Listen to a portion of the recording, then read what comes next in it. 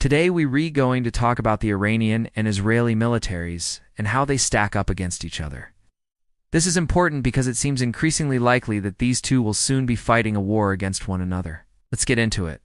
In this series, I briefly covered the military capabilities of two nations, giving you some insight into how they would fare if they were to fight a war against each other. I try to be as unbiased as possible. But do note that military strength isn't the only factor that would decide the outcome of a conflict between these two nations.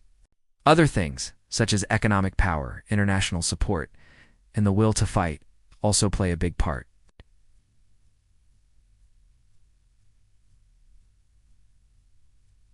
First, we'll look at Iran's military.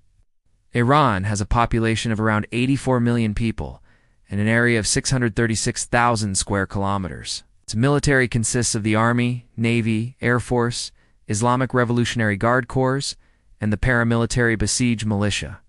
According to the SIPRI Military Balance Report, Iran has the third largest military in the world by number of personnel, with 645,000 active soldiers, plus an additional 185,000 in reserve.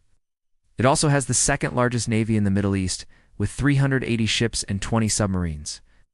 And Iran is one of only 3 countries in the region with a submarine force. Its air force has around 290 combat aircraft, with most of them being Russian or American-made. The Iranian Air Force also operates the only known aircraft in the world with a 1,000-kilogram payload capacity vertical takeoff and landing drone. Yes, a vertical takeoff and landing drone with a 1,000-kilogram payload. That is huge. What about their offensive capabilities? Well, according to the same report, Iran has the second largest artillery force in the Middle East, with more than 2,500 systems, and the largest multiple rocket launcher force, with over 1,500 systems.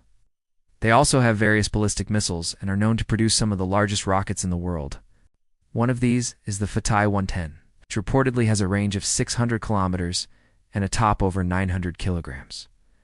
Another is the Zulfikar missile, with a range of 1,400 kilometers. But these aren't even their most powerful.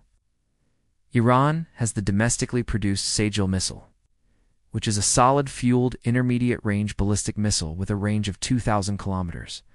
And then there's the notorious Houthi one, which has a range of 3,000 kilometers and can reach Israel from Iran.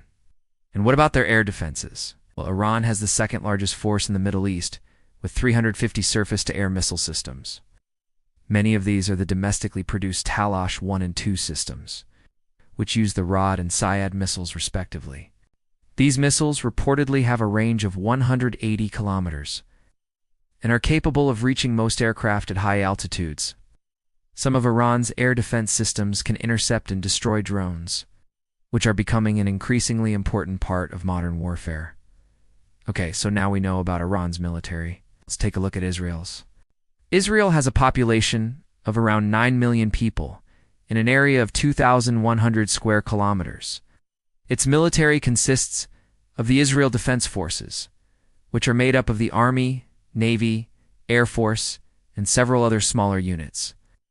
According to the SIPRI Military Balance Report, Israel has the smallest military in the Middle East, with just 207,000 active soldiers and 429,000 in reserve.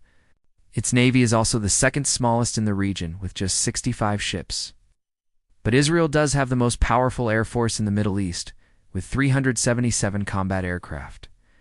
Most of these are American-made and include the F-15, F-16, and F-35, some of which are specially modified for combat in the Middle East. Israel's attack force has a lot of firepower. They have the fourth largest artillery force in the region, with 686 systems.